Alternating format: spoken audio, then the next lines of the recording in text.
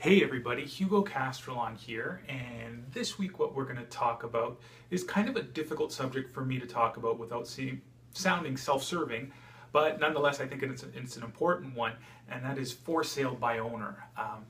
And some of the statistics behind for sale by owner. So I know there's a growing trend, or it's not really growing, it's always been there, but it's getting a little bit more exposure these days due to the signage, is using for sale by owner and selling your home yourself.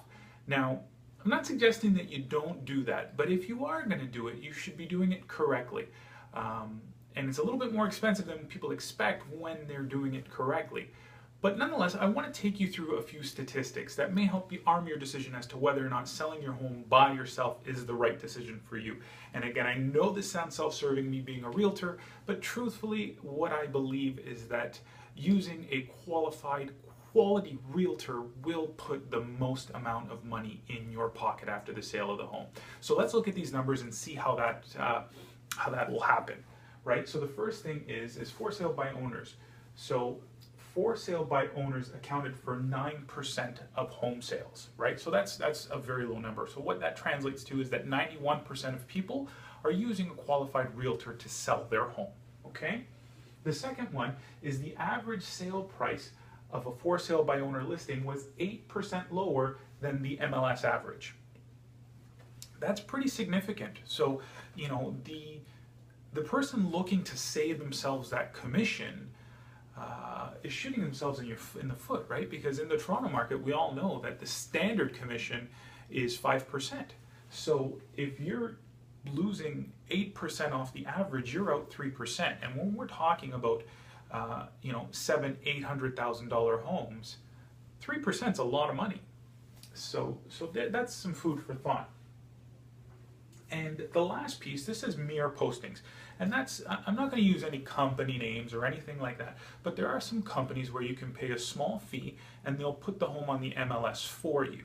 And people have been going that route quite frequently, but here's a very interesting statistic. This one's actually from 2012, but I mean, this translates a little bit into today as well, and I'll work on getting some more recent statistics on this.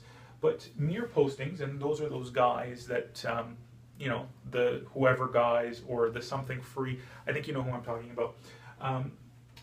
Only 23% of those properties that were listed by these companies that were posted on the MLS were sold by these companies. Truthfully, of all, I believe in 2012 it was close to 1,300 properties were listed with using one of these services.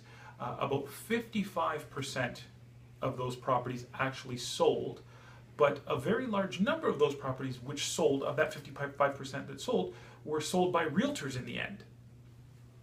So only 23% of the folks who used one of these properties truly sold the home themselves.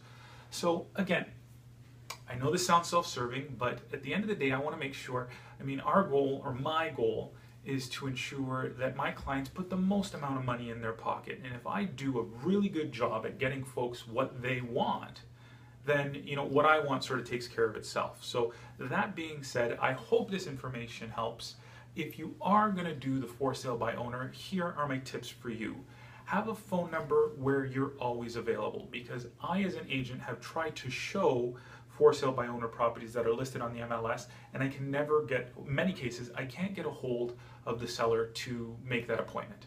So I'll call and I'll leave a voicemail and I'll get a return call maybe 48 hours later.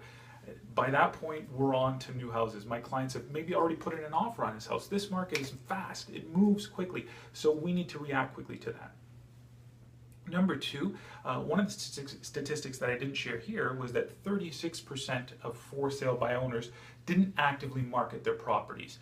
It's a mistake, okay? If you're gonna go for sale by owner, exposure is important, and you need to expose your property to as many buyers as possible. So a good qualified realtor will do that. They'll get your property in front of active buyers, and that's ultimately what's going to get your home sold.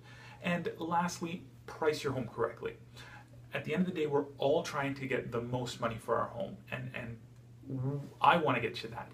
But you need to be realistic in your pricing. You have to look at what the market's doing and what things are selling for, not what they're listing for.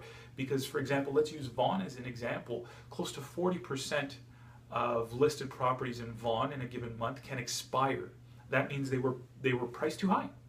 And a huge chunk of those are the for sale by owners.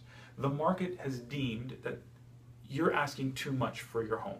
It's not a realtor that decides that, it's the market who's going to decide that, and that's the buyers who are going to look at your home versus other homes for sale and say, you know what, that one's too much, I'm going to buy this one instead.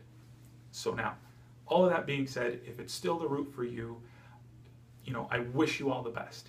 If you're interested in another route or perhaps some other techniques, please feel free to call me. Here's my contact information, and we can go through some tips as to what I believe are the best things to do to keep the most amount of money in your pocket.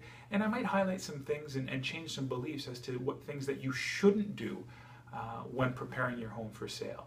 So I hope all of this helps, and remember, we're in this together.